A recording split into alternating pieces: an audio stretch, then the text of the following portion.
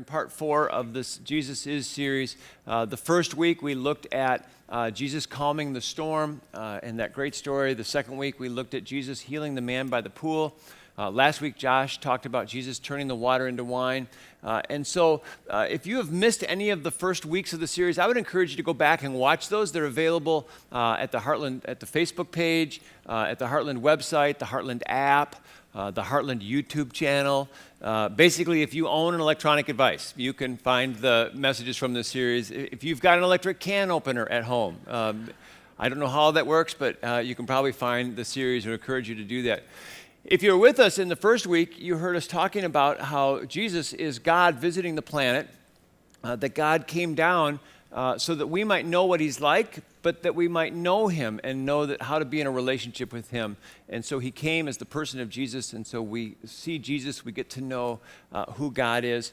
We also said that first week that if you were God and God visited the planet, you would think that the people that would be the most excited about that would be the really religious people. And that wasn't the case. The religious people actually were a little threatened and offended by Jesus, but these huge crowds would follow Jesus. Most often people that were just normal people like you and me, often people that were far from God and really had little to do with God prior to that, but they were just enamored by the things that he said and the things that he did. But the religious leaders, and in particular this group called the Pharisees. Now the Pharisees were the religious hierarchy of the day. They were the top of the food chain in the religious world. And they were really threatened by Jesus and actually began to plot to get rid of him. And they were threatened by him because he was messing up their whole deal. See, they had been telling people that you get to God by being good enough, that you follow all the laws and all the rules, and if you're good enough, you get to God. And the second thing is they were telling people that you need us as the religious leaders, the priests and the rabbis and the Pharisees, that we're like a step closer to God, and we're like your conduit to get to God.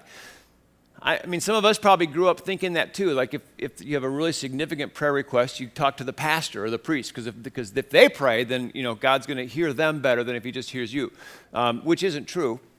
But Jesus comes along and dispels both of those myths. He said it's not true. You don't get to God by being good enough. You get to God is a relationship, and it's a relationship impossible through Jesus. And the religious leaders, although they have an important role in the church and leading the church, they're no closer to God than you are.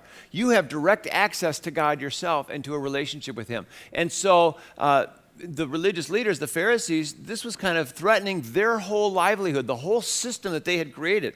And so they got to the point where they were having trouble discrediting Jesus with people, so they decided that their only option was to get rid of him, even to have him killed.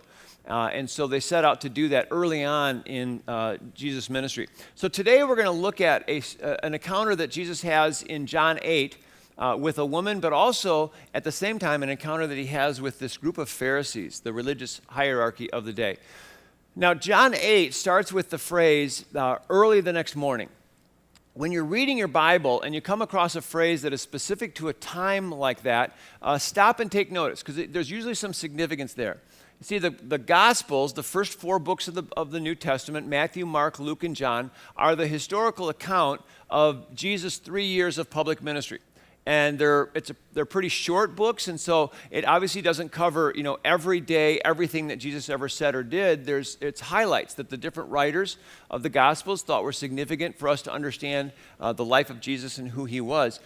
So when you see somebody one of them makes a specific reference to a time like that afternoon or later that evening or early the next morning, you need to stop, because there's probably something happening in the sequence there that is significant, and the context that will help you understand why it bothered to tell you that was later that evening or the next morning. So before we get into John 8, because John 8 starts early the next morning, let's go back to John 7 and see what was happening right before this encounter. And it says, many among the crowds at the temple believed in him, being Jesus. After all, they said, would you expect the Messiah to do more miraculous signs than this man has done? So they're in the presence of the Pharisees, the huge crowds of people, And the Pharisees have been saying, Jesus is not the Messiah. Jesus is not. And these people are going, have you seen the things that he's doing? Because he's certainly doing things that we would expect the Messiah to do. And in fact, are you thinking the Messiah is going to do even more than this? And so the people are beginning to recognize that Jesus is the Messiah. He is God coming to visit earth. And the Pharisees are frustrated by this. And it says, when the Pharisees heard that the crowds were whispering such things, they and the leading priests sent temple guards to arrest Jesus. And so there's this temple guard or the temple police force that are under the authority of the Pharisees. And the Pharisees decide we need to take action. So they sent the temple police out to arrest Jesus, to bring him back, that they might have a trial, okay? So then at the end of chapter 7, then it says this.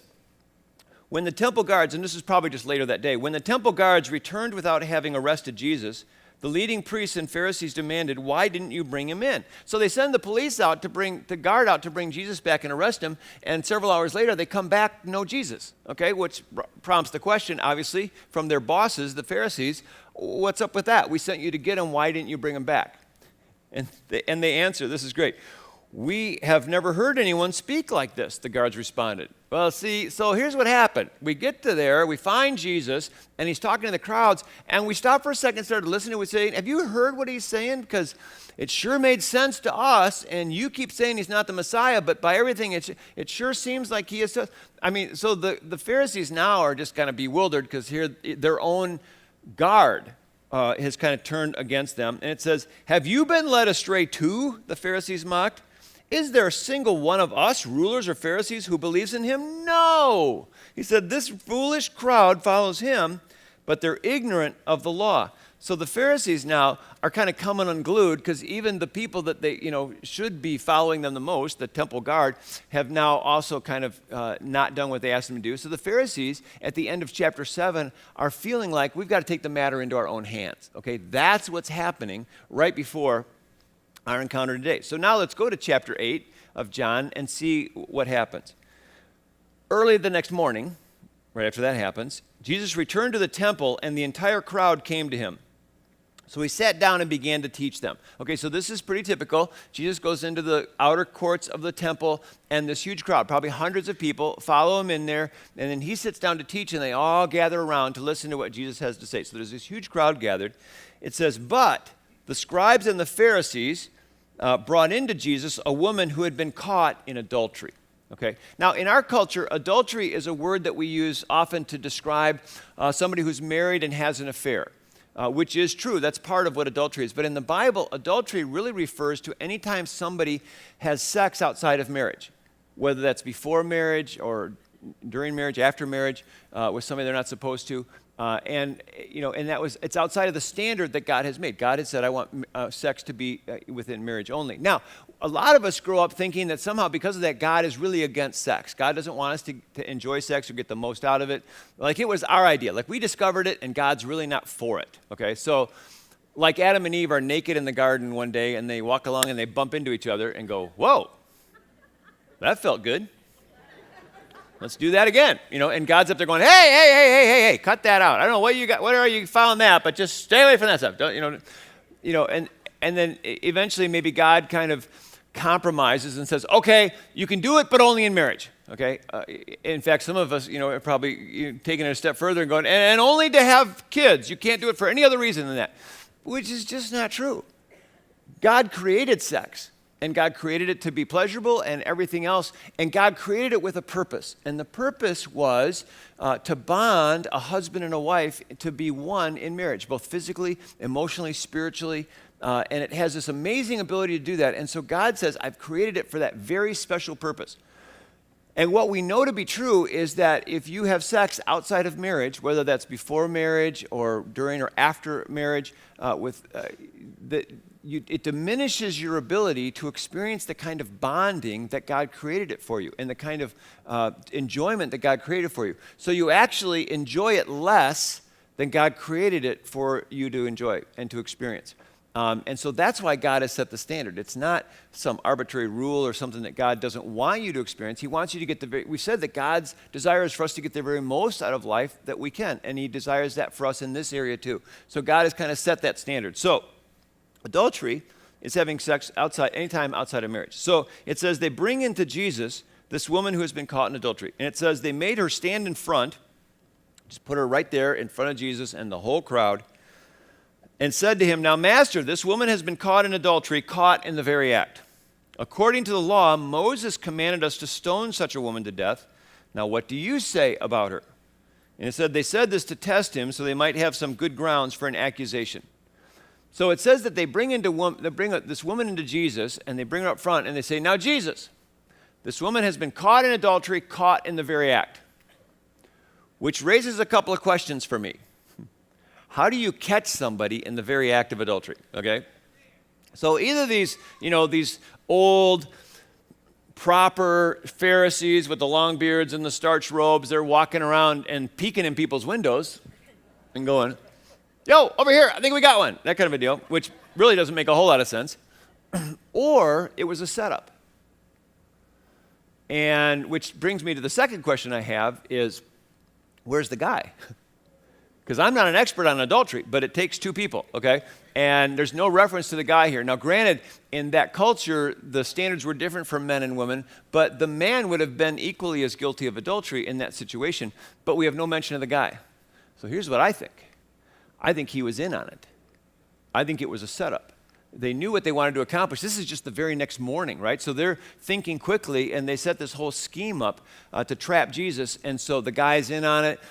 They all know that woman. They know her reputation. They know she's vulnerable and lonely. And so this guy kind of sets her up, and they at just the right moment, they synchronize their sundials or whatever. And then at just the right moment, they kind of barge in and like, "Aha, caught ya.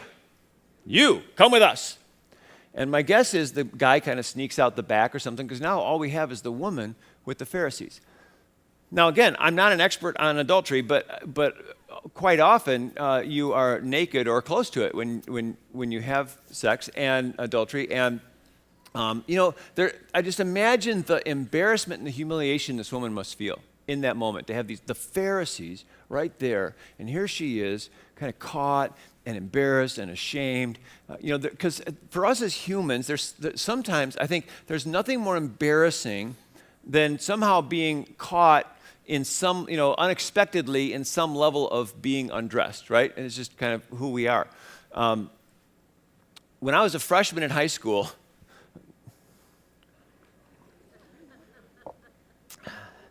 I was just like this dweeby little kid. As a freshman, I was about 105 pounds, soaking wet, and I was really self-conscious about my body because at that point, I had like no hair and no muscles on my body anywhere, and so I was really self-conscious about that. And so one day, I played football, freshman football, and in the locker room after football, I was standing in the shower, naked, as I often am when I shower, and these older guys, these seniors from the football team, thought it would be funny to come into the shower and grab me, naked, as I often am when I shower, and to throw me outside the doors of the locker room.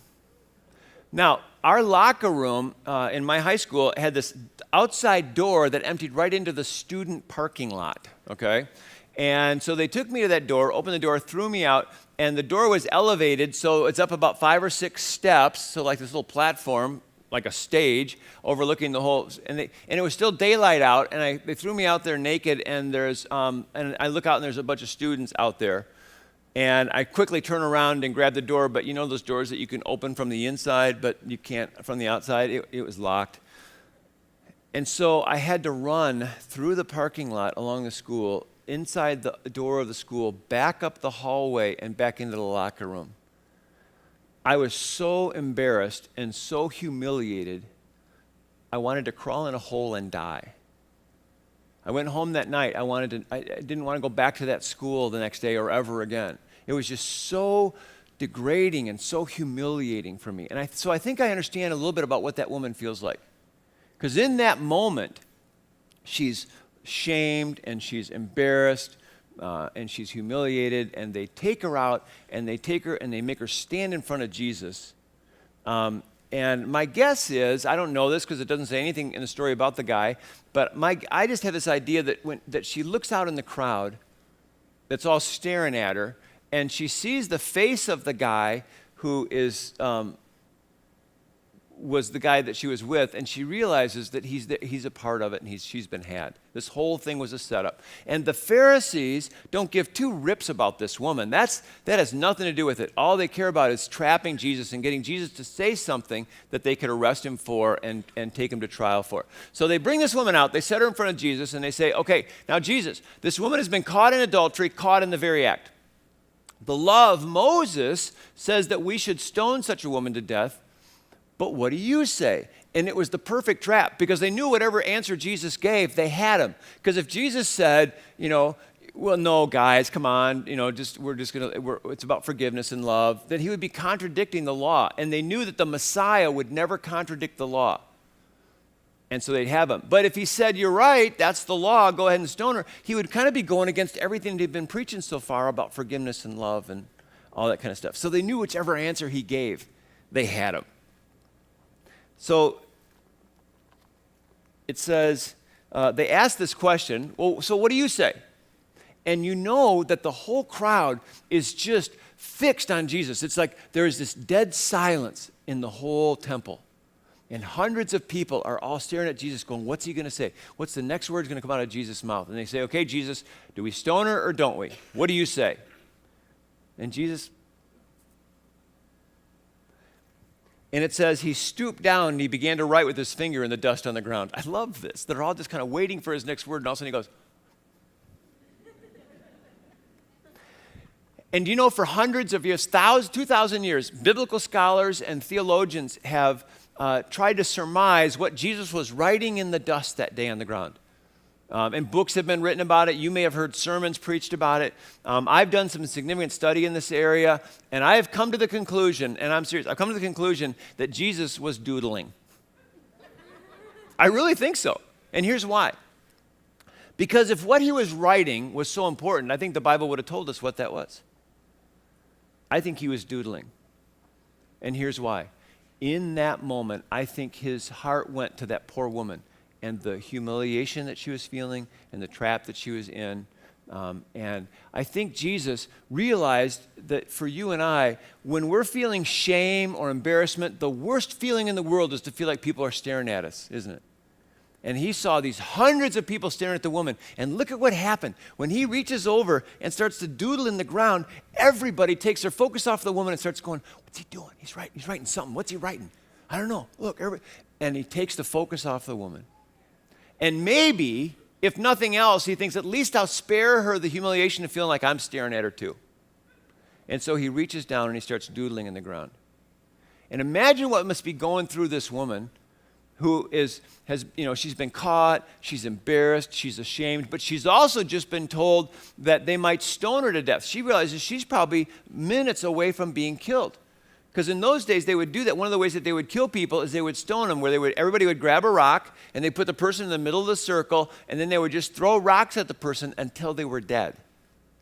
And it was this painful, gross, humiliating way to die. And she knew that that was coming up for her really, really soon. And so she's embarrassed and humiliated and ashamed, but she's also fearful. And all this is going on, and Jesus takes the focus off of her and reaches down and writes on the ground. Now, we don't know how long that happened, but the very next verse says, but as they persisted in their questioning. So at some point, they're like, hey, okay, Jesus, enough doodling here. We asked you a question. It says, he straightened himself up and said to them, let the one among you who has never sinned throw the first stone at her. And then he stooped down again and continued writing with his finger on the ground. And so they're kind of, okay, Jesus, come on, Jesus, enough doodling. What do you say? Moses says we stone her, law says we stone her. What do you say? And Jesus stands up and goes, you're right. You're right. What she's done breaks the heart of God. What she's done violates the standard that God set for her and her sexuality, and she deserves to die for it. The Bible says that the wages of sin is death, and so you're right. She does deserve to die for that. So go ahead and stone her. Which really surprised them, because that was not the answer they were expecting. And so everybody grabs a stone. They're like, okay, I guess we're supposed to do this. And they're just getting ready to chuck their rocks. And he goes, but, and they all kind of freeze. He goes, I ask you one thing. The one in the crowd, the one of you who's never done anything wrong in your life, you throw the first stone. And everybody else can join in. And then he reaches back down and starts doodling again. And I'm not sure what people thought. They're like, well, that's kind of a weird request, but okay. But then listen to what happens next.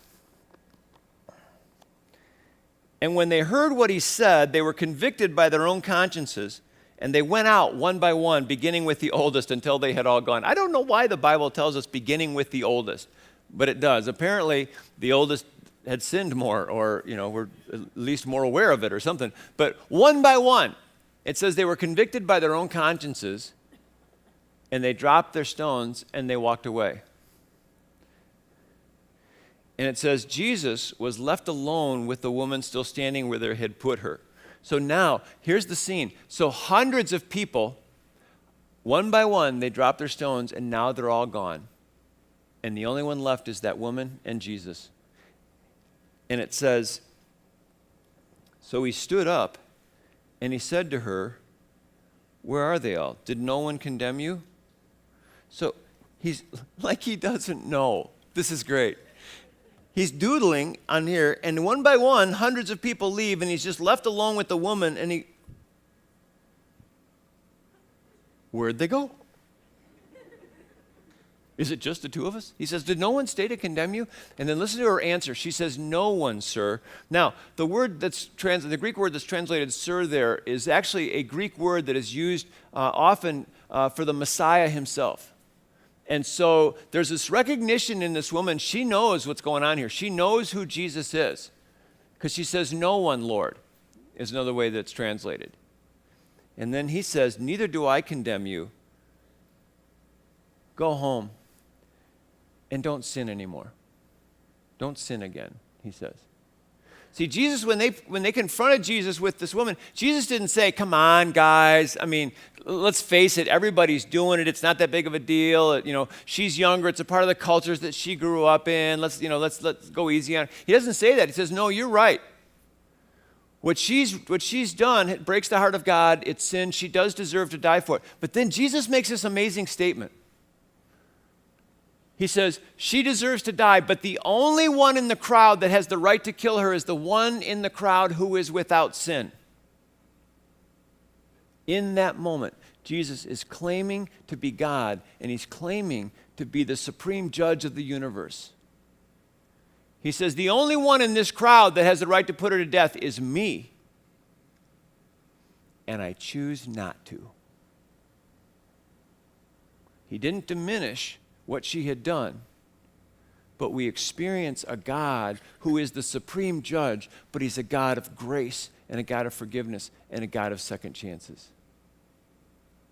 And I don't know what happens after that. The story kind of ends for us there. But I wonder if she's walking away. He says one more thing, and she turns around and looks at him. And maybe with a tear in his eye, he says, I am so sorry. I'm so sorry you had to go through this today. But he tells her, go home and don't do this. He gives her a second chance. But he says, don't you realize I have so much more for you than the way you're living now? Go home. Don't do this anymore. Don't keep living the way you're living. I have so much more in this area of your life than the way you're living. In the same way that God has so much more for us often than the way we're living.